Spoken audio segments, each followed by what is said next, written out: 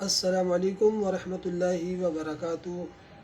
جیسا کہ ہم جانتے ہیں کہ ماہ رمضان ہم سے جدا ہونے والا ہے۔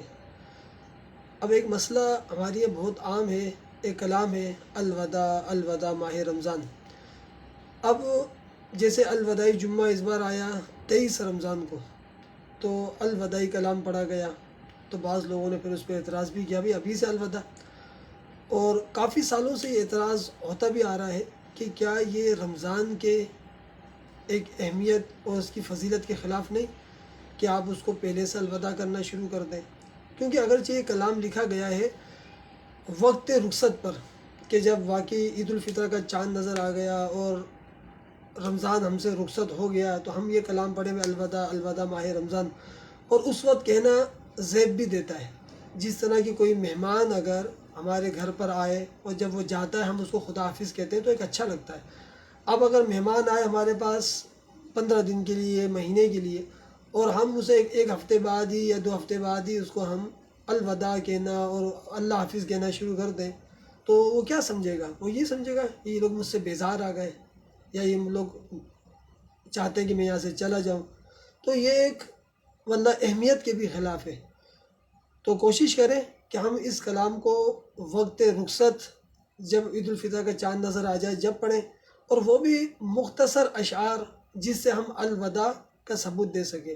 اب کافی لوگ اس پر اعتراضات یہ کر رہے ہیں کہ بھائی یہ پیر و مرشد کا کلام ہے، حضرت صاحب کا کلام ہے، تو اس کی مخالفت۔ بھائی اس کی مخالفت کوئی علماء کرام نہیں فرما رہے، وہ صرف ایک طریقہ سکھا رہے ہیں کہ کلام کون پڑھے اور کس کو پڑھنا چاہیے۔ حضرت صاحب تو ایک عاشق ہیں، اور ایک عاشق کا کلام ہے، تو پڑھنے والا بھی کوئی عاشق صادق ہو جو واقعی رقت قلب سے جو پڑھتا ہے عین موقع پر، تو اس وقت سما بنتا ہے کہ واقعی رمضان رخصت ہو رہا ہے، اور پھر کوئی جو کلام پڑھ رہا ہے تو ایک رقت آتی ہے۔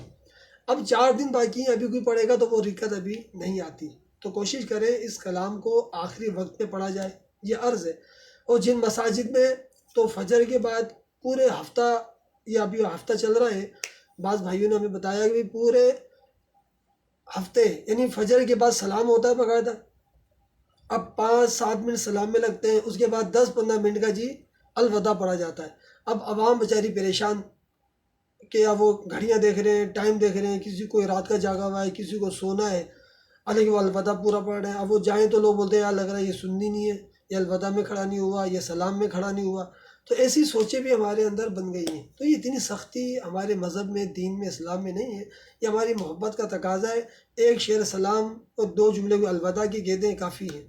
تو ان پہ ہمیں سوچنا چاہیے، نہ کہ آبجیکشن کریں، اور جو علماء کرام مسئلہ سمجھا رہے ہیں لوگ ان پر اعتراض کر رہے ہیں۔ تو بھائی مسئلہ سمجھانے والے بھی تو آپ کے عطاری قادری سلسلے کی لوگ ہیں، تو کوشش کریں مسئلے کی نزاکت کو سمجھیں، اس کی اہمیت کو سمجھیں، نہ کہ اس پر ہم اعتراضات کریں۔ اور کچھ لوگ تو ایسے اعتراض کر رہے ہیں کہ علماء کرام پہ انہوں نے معاذاللہ فتوے لگا رہے ہیں، تو وہ علماء کی گستاخی اور دین کی گستاخی پہ کیا ہے، ہر کوئی سمجھتا ہے یہ کفر تک لے جاتی ہے، ہمیں اس سے بچنا چاہیے۔ اللہ ہمیں عقل سلیم عطا فرمائے۔